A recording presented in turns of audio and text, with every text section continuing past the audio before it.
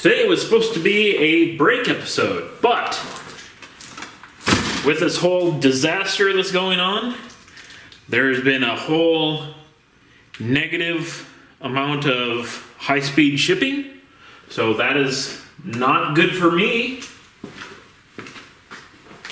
It's like Amazon 2-day shipping is no longer a thing if the parts aren't sold by Amazon. So all the people that have like anytime it says fulfilled by Amazon and they're not an essential piece of living according to Amazon, they don't get to ship for like an entire month. A lot of them are saying they'll show up April 22nd. So I had to resign myself to the old eBay for some of the valve stems that we need for the new wheels. And they've been taking their sweet time getting here. And then I also need a special fitting for the handbrake master cylinder. This got a strange funky one. So,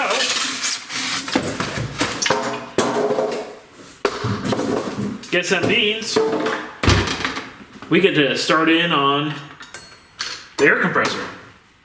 So, essentially, we went through this not too terribly long ago about how I was going to put an air compressor in the back. And then of course, this came on sale. So, that was kind of a win-win situation.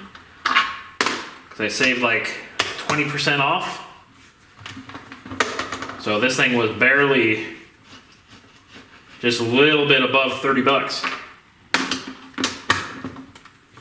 That is definitely not a bad situation to be in. It's slightly different than the one that I have, but it's the same kind of model. For whatever reason, they like going through and changing up just little things. Kind of guessing that that's to catch people trying to do what I call rocking the boxing. That's where you buy a brand new item that works, put your old item that doesn't work into it, and then return it. So anyways, let's fire this up, see if it's any noisier or less noisy than the other one I have.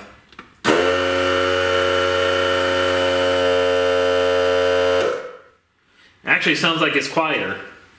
So let's just rip into it like we did the other one.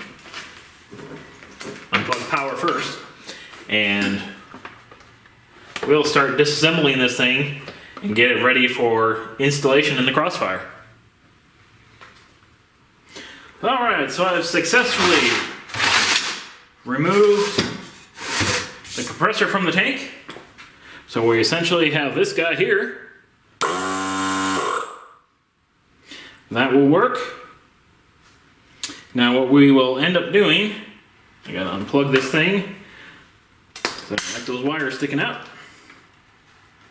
So essentially what we will do is we will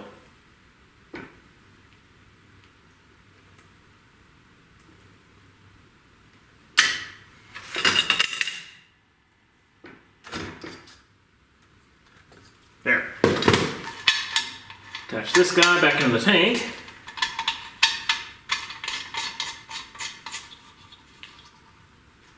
I'll get some wires to extend those, and then we will just take this piece here and the tank and we'll put it in the car. Alright, so essentially you can barely see the tank down there. We'll see if this other section fits where I want it to.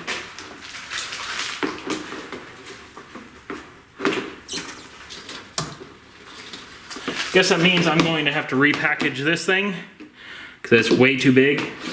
But there's kind of like this little corner pocket in the back. Let's pull this thing off.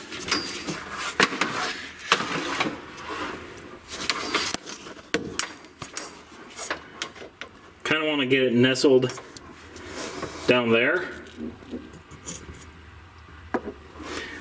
So that way it's out of the way, and then I can come in with a panel and some fiberglass and kind of cover it up.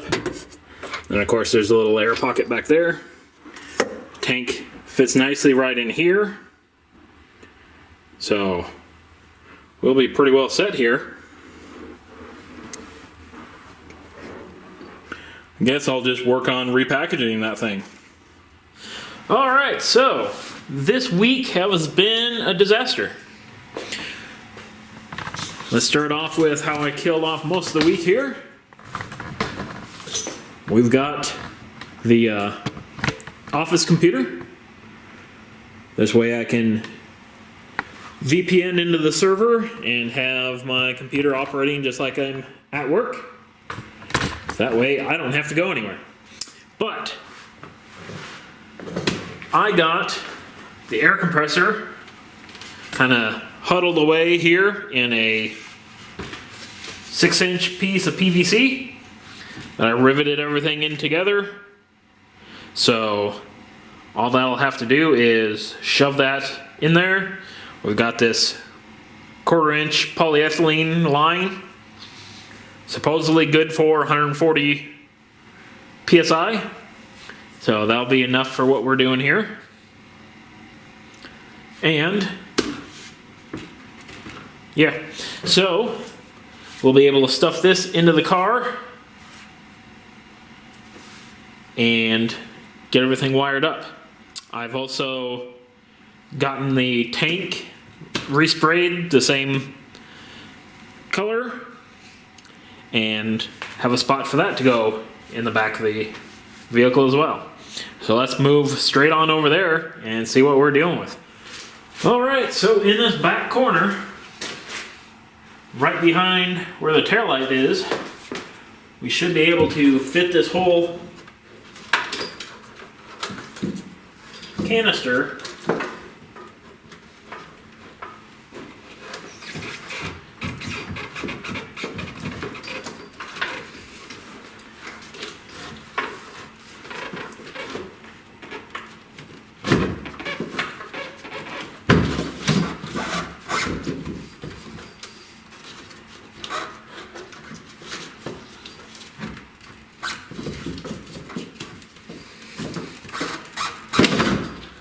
and there it is. Perfect.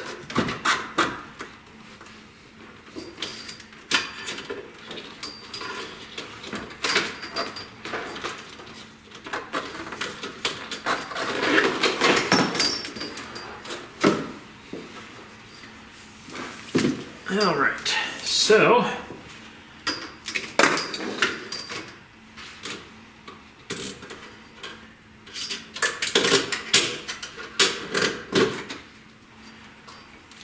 that's down there.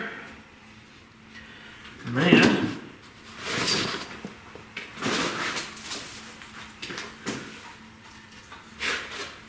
we can take our tank and stuff that right here. I welded a platform down here, so that way this thing can just sit right up here. And then I'll just take a strap, hook it here, strap it around, hook it to down there, and we'll be pretty well set. So that means we're going to have to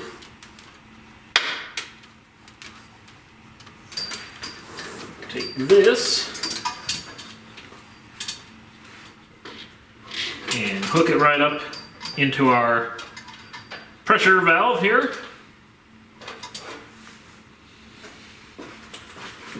Alright, so there's no on-off switch. So it's essentially, I'm going to plan on controlling it from the front dash. But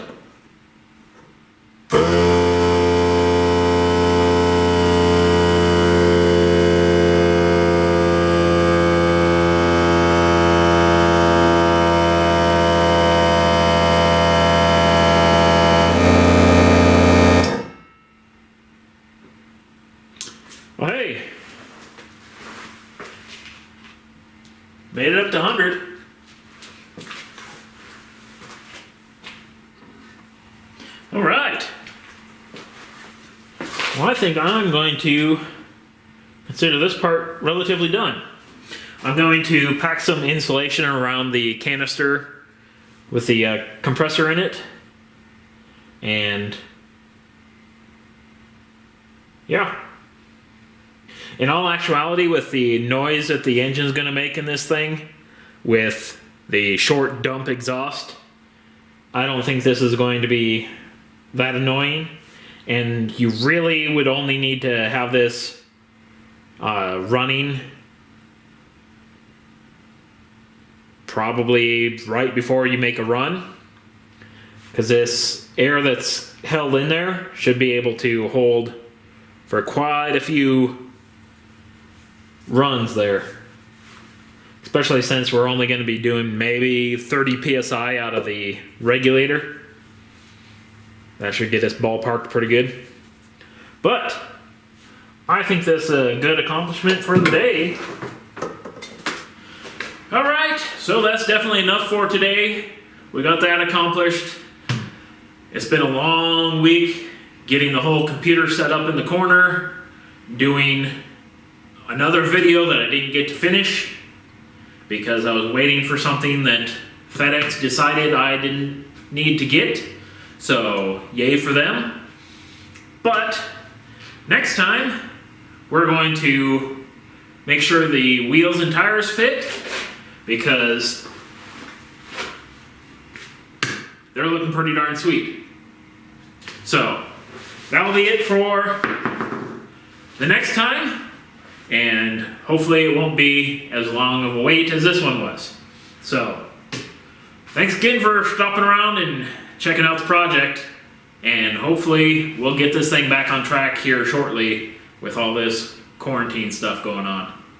I'm about a month behind my month behind schedule, so it's going to be running it to the wire, and who really knows if there's actually going to be a Rocky Mountain Race Week this year, but we shall see what we can get done and get it done.